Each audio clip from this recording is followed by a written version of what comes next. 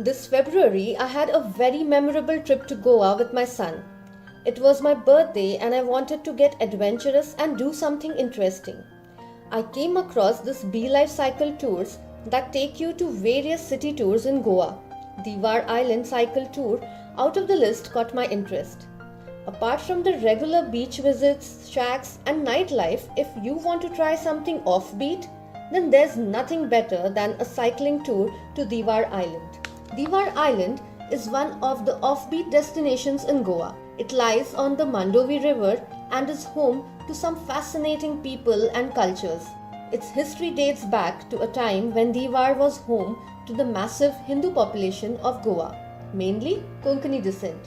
It is believed that this island was once a very popular site of Hindu pilgrimage and housed temples of Sri Saptakoteshwar, Sri Ganesh, Sri Mahamaya and Sri Dwarkeshwar.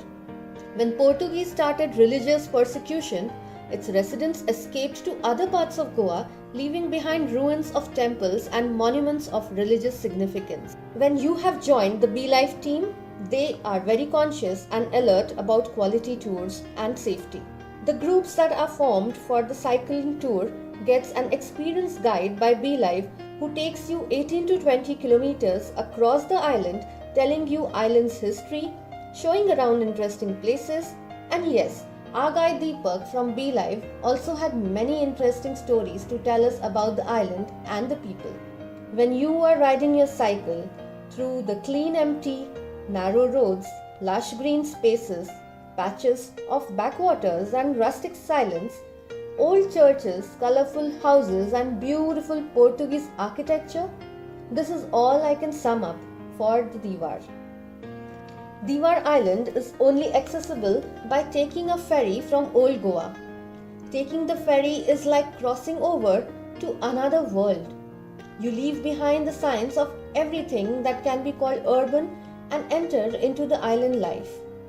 The road towards the village on the island is a narrow strip or pagdandi with fields and ponds on either sides. Morning or evening, you can often spot villagers fishing here.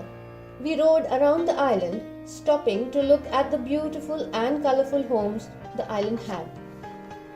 We also visited Purna Tirtha Tali. Purna Tirtha simply means the old Tirth or pilgrimage place, the original site of Saptakoteshwar temple, that is the Kul Devta or family deity of Kadamba kings. Then we were also lucky to attend one of the major festivals of the island, that is Potekar.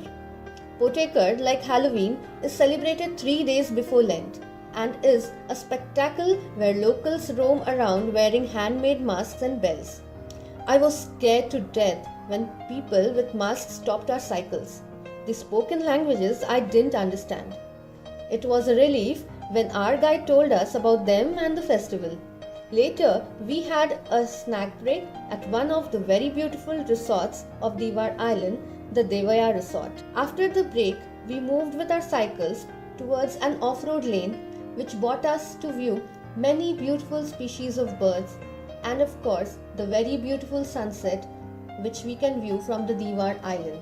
Saying goodbye to this fairy tale island was so difficult, but I was thankful that I had my best birthday ever cycling through the narrow roads, meadows, beautiful colorful villas and abundance of beautiful creation of God in my vision. I am sure to go back to this fairy tale island soon. This island surely says au revoir, which means in French, goodbye until we meet again.